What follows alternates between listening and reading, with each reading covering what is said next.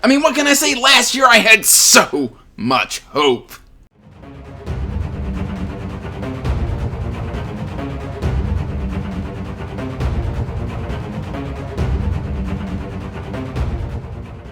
Hey everyone, welcome back to Andrew's Wizardly Reads, and as always guys, we're here to talk some books, but before we get into that, make sure you like, comment, and subscribe to the channel as it does help us grow on that march to 3,000 subscribers. And yeah guys, we're going to just jump right on into this. Essentially what we are doing here is the 2023 5-star prediction video, but before we do that, we do have to do some housekeeping because I did this last year. The video can be found up in the cards if you want to look at that. Now, I do a 15, and I don't remember why I did 15. I think last year I was just so excited that I couldn't narrow it down to like 10 5-star predictions, so I did 15. And so I'm carrying that tradition over purely for the fact that because I did it last year. And I read 66% essentially, or 2/3 of those 15 books last year, and I have 5 left over. Now, of the ones I read, I was very, very bad at determining what was going to be a 5-star read. Some of them got close. Ones that did get close are Children of Time by Adrian Tchaikovsky. I did give that one 5 stars, and then I DNF'd the second book. So, you know, we're off to a great start. I then gave Legends and Lattes by Travis Baldree 5 stars as well. Luckily, nothing there. And then I also gave Needful Things 5 stars. So those were the 3 5 stars out of 15 that I predicted accurately in 2022. And then of the other ones, in terms of housekeeping, I've got it all written down here. Let's just pull out the handy-dandy note card. Prince of Fools, which is the sequel trilogy to Mark Lawrence's Broken Empire. There we go. I was forgetting that. Red Queen's War. I DNF'd the series. I finished that book, gave it 3 stars. I didn't like Jalen all that much. We Are Legion, We Are Bob. I gave that whole series pretty much 4 stars, all the way across the board. Grace of Kings by Ken Liu. I gave 3.5 to 4 stars. I kind of waffle on my rating of this book. I enjoyed it. It was good. It just, it felt kind of like a standalone, so I never continued that series. It just felt very self-contained. The Thousand Names by Django Wexler, I gave it 4 stars. DNF'd it after book 4. Good stuff there. Rise of the Ranger by Philip C. Quantrill, I gave this one 4 stars. Now, to be fair, this one I did on audio, and it's narrated by Stephen Brand, who is boring as all get out as a narrator. So I may come back and give this one a shot, but as of right now, it's a soft DNF series. Nosferatu by Joe Hill, I gave that one 4 stars. Very enjoyable. Listen to that on audio, narrated by Kate Mulgrew. Chef's Kiss performance. The story kind of just wasn't what I thought it was going to be. And then the ones that I didn't get to, we've got Retribution Falls by Chris Wooding. I don't know if I'm going to put this on this list this year, mainly because I think this is going to be a 2024 read. I just don't see myself realistically getting to it. Like, I'm excited for it. I want to read it, which is why I bought the whole series and it's on the shelf. But I've got book 2 of The Ember Blade coming out. I think it's called The Shadow Casket. I'm going to be reading that, but I don't know if I'll get to this one. So, because I'm trying to read less this year. So that's not re-emerging onto the list. I then didn't get to, I started We Break Immortals by Thomas Howard Riley. And this one it's dark and it's really, really beautiful, really descriptive prose. And that's something I've really got to be in the mood for. So that one's going to be a mood read at some point in the future. So it is also not coming back onto the list. However, there are 3 that are still on the list. And I can't believe I finished Red Country 9 months ago, which kind of blows my mind. So A Little Hatred still hasn't been read, and this is the first one that is coming back on the list because it was the first one on the list last year, and I didn't get to it. So I need to read Age of Madness, guys. Like, I promise I'm going to try at least to start it, if not finish Age of Madness. So that way I'm caught up on First Law. All I would have to read is the short story collection of Sharp Ends. So we'll see what we can make happen. And then these 2, I have planned buddy reads for them. And I have a terrible memory, but like, I'm gonna try. I don't even remember who I agreed to buddy read this with, because literally people say, hey Andrew, do you want to buddy read this? And I just, yes, I do. Of course, I want to buddy read. Like, I love buddy reading, and so I just kind of keep digging myself just a little bit further. We've got The Daughter of the Empire, book 1 of the Empire trilogy. That's Janie Warts and Raymond E. Feist. Patrick loves this one. I'm buddy reading it with somebody. They're going to have to remind me. Just make sure you ping me and remind me when I'm, like, agreeing to a buddy read, because chances are I forgot to put a note somewhere. And I have forgotten. Maybe not forgotten, but, you know, things have happened. And then, of course, we've got Death Gate Cycle, Dragon Wing. Now, this one is either going to be February or March, depending on scheduling. But I'm going to buddy read it with Alan, or if Alan doesn't get to it, I'm going to dive in myself, because Alan loves it, Chaz loves it, and other individuals love it as well. So that's there as well. All right, and now over here we have got all of the new stuff. And normally I would have put Shogun on this list because I was really excited for Shogun. I love Asian-inspired historical fiction, fantasy, what have you. I'm already a third through Shogun, so I'm already loving it, so therefore it wouldn't be a prediction. So instead, we're going to put Con Eagledon's The Emperor series, The Gates of Rome, or at least this one on here. I've heard great things about Con Eagledon. Like, I've seen his quotes all over fantasy books. Apparently, he is a master of historical fiction. This is Roman historical fiction. I believe this follows, right there on the back, Julius Caesar. So this is like a historical fiction of the rise and fall of Julius Caesar across 5 books. And I've never read a Con Eagledon, but I know people who have, whose opinion I respect. And they seem to say that it slaps. So I'm putting it on my list, too. Alright, so that's the first book that I am predicting is going to be 5 stars, because I've been really discovering a huge love of historical fiction here lately, so I think that this is a safe bet. Alright, next up we have got Northern Wrath by Tilda Cold Holt. This is book 1 in the Hanged God trilogy. I believe this is North's fantasy, and yeah, I've just been hearing that this is a super underrated, just 5-star read that's people are just sleeping on here in the booktube corner, so I want to get to it. I believe me and my buddy, the Boiled Jellyfish, are going to be buddy reading this together.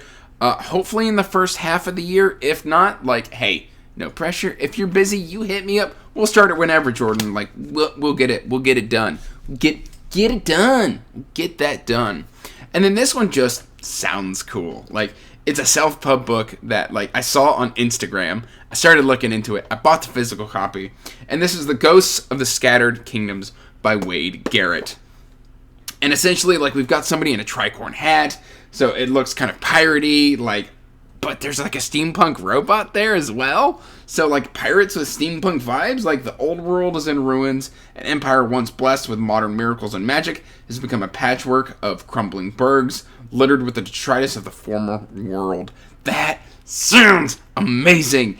And it's relatively short, so, I mean, it doesn't have a whole lot of page count to grab my heart, but, I mean, the cover is just beautiful. A dying world's only hope for defeating the enemy lies with a cursed man born of shadows. That's Ghosts of the Scattered Kingdoms by Wade Garrett. It sounds so good, so I'm predicting that's going to be a 5-star read. Then we've got Debunked, Volume 1 by Ditto Abbott. I love this cover. You see all this blue, like, electric lightning, and it's, like, on the spine down here at the bottom, and it's, like, kind of in the corner. This book reminds me of, like, Around the World in 80 Days, but it's also got, like, a fun little monster here. We've got, like, a Zeppelin over here, or an air. I guess that would technically be an airship. It's Zeppelin Airship EE. It's the Terrivium Chronicles, Volume 1. I just got this as, like, a review copy. And you're looking at through, like, a porthole. You've got the map on the cover. Daniel, or Dearest Alexandria and Osmandius, if you are reading this, I have perished. My demise likely involved some manner of spiked pit or curiously fanged beast. So it's doubtful I suffered long. Do not try to find me. The path is too perilous. And I am lost to the mortal plane. Sir Quibby. Like, that's right there on the back. That sounds not only, like, kind of zany, but also really fun. So I'm just expecting to absolutely fall in love with this gorgeous-looking book. Like, the next time I'm feeling even remotely slumpy, this is getting read. And I expect that to be just a hilarious, fun-filled adventure. Next up, I wanted some sci-fi on this list, and when I was thinking about sci-fi, that like when I see it, it excites me. I'm a sucker for a blue, black, and white cover, maybe a little bit of an orange author name. I'm of course talking about Storm Blood by Jeremy Zoll. This just looks cool, and the reason I'm more excited about this one is I read Jacob Markov's Zeroed Out last year, which was like a cyberpunk style of book. This has that kind of cyberpunk style, or like, dystopian science fiction setting, and that just really appealed to me. And I mean, Varkov Vukovaska used to be a Reaper, an elite soldier fighting for harmony against the brutal invading Harvester Empire. It sounds like we've got like aliens, we've got warriors. This just sounds cool. I know there's 2 books out in this one, so yes, Storm Blood by Jeremy Zoll is one that I want to get to. I got it last year, and it's just been kind of quietly sleeping on the corner, getting me more and more excited every time I walk by it. Speaking of that historical fiction itch, this shouldn't surprise anybody. Like, I've heard that if you liked this one, then you should have tried Shogun. And because I'm liking Shogun, I now want to try this. It's been on the shelf forever. This is, of course, Ken Follett's The Pillars of Earth. This is the Queensbridge quartet, if you include the prequel. It's either a trilogy or a quartet. I don't know. Like, do prequels count towards the quartet thing? Like, let me know in the comments down below, like, what your thoughts are. Like, if they write a trilogy and then they include a prequel, like, does it become a quartet or does it stay a trilogy with a prequel? I don't know. I'm rambling. But yeah, Pillars of Earth, I've heard fantastic things about this. It's supposed to be a masterpiece of, like, 16th century, priory or like an abbot or something like that. This is supposed to be absolutely masterful. I've got all 4 books, like literally I'm touching them right here. They're right out of frame. They're always right there. And French flaps, and B, it's supposed to be really good. So I want to read it because it's supposed to be really good, but the French flaps are in fact a bonus. All right, next up we've got the Mercenary King Chronicles. I believe I've said that correctly. If not, I got close. That's Kingdom of Liars by Nick Martell. I think I've got a buddy read slotted for this one with Ponderings of Pete, or Pete from the Ponderings of Pete, I should say, in April. So this one is already slotted in a buddy read in a month. The whole trilogy is probably going to be read this year. My booktube big sister Leslie loved that one, and yeah, it's really good. And then, of course, my good friend Trin from Portable Magic is going to be very happy to see that I predict Anthony Ryan's Draconis Memoria: The Waking Fire, which is like an urban fantasy with dragon component, is going to be a 5-star read. I loved Bloodsong, and I liked Tower Lord, and I liked Queen of Fire. I didn't love them as much as Bloodsong, but I thought that they were good books, but not anywhere in the same league as Bloodsong, which is why I think they get a lot of flack. But seeing how Anthony Ryan can write, this is going to be the next thing that I pick up from him, and I am super excited to read it. And I've been sleeping on this for so long that it's time. I think this is probably going to be like my next Patron trilogy. I'm going to really probably hardcore push for it. Of course, they have the power, so fingers crossed, guys. Like, be nice to me. Let's get this one read. I'm begging you. It's been on my shelf for over a year. Then we've got some more self-pub in The Spoken Books Uprising, Part 1, The Actus Trials by D.T. Kane. And this sounds super interesting. Basically, it's a magic system surrounding books. Like, people have lost the ability to, like, read books. But in order to do magic, you have to be able to read a book. And so, like, only certain people are trained to read books and therefore can only do magic, but even the magic users are restricted because the books themselves are restricted. Like, it's this whole thing that just sounds super cool. This is a quartet. Came on my radar because of Kayla from Kay's Hidden Shelf. And the covers are really cool. Like, you see this book with, like, the glowing cover and everything like that. Like, it just sounds awesome. But basically, books have to be spoken, and then that way people, like, you know, can learn magic, but you have to be able to read it in order to speak it. And so there's inherent issues if nobody is reading. And yeah, so this one sounds really good. Next up, I am predicting I'm going to love this one. Because my buddy Jordan from Jordan Reads Books, or Jordan Buxton as some of you know him, from the Escapist Book Co. Love this book, and we have pretty much the identical taste in books. We've got Curse of the Fallen by H.C. Newell. Did I grab the first one? I did grab the first one. Okay. I have this really bad habit of grabbing books out of order. I believe he gave this one 5 stars, which immediately fills me with joy and excitement and makes me want to read that book.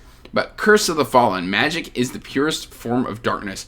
Those born of its power must be purged. This sounds like a gorgeous, beautiful, dark fantasy, and I'm just excited to read it. I've actually pre-ordered the hardcover collector's edition for this series already without even having read a single word. We've got 2 books left, guys. 2 books left. All right, The Legend of Eli Man by Rachel Aaron. Now, this is a bind-up. It's not, I don't actually have to read everything in this. I believe this is 3 books. Speaking of Jordan gifted this to me because he thought I would like it. And it's frankly like something that I've been wanting to get to. Like, it just sits right here, right out of frame. Of course, like many of my books, I've got 6 shelves here, guys.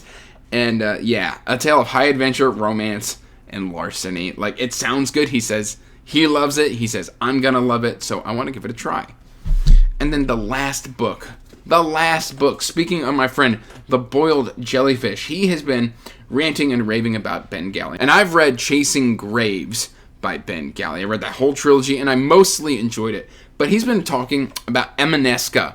And this is the written book 1. This is supposed to be his Norse fantasy. I've read a little bit of Emineska about a year and a half ago.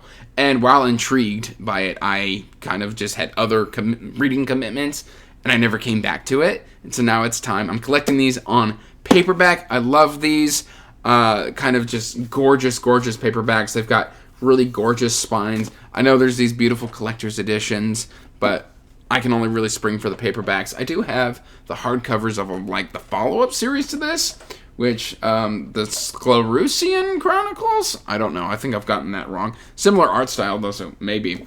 But yes, the written is the one to close out this list. Please let me know if you've read any of these and you think that I'm spot on because you know my tastes and that you think I'm going to love them. Please let me know in the comments down below, and also let me know some of your 5-star predictions. That said, guys, I have kept you here long enough. So as always, till next time, peace out, stay magical, bye. And as always, I want to give a huge thank you to my patrons.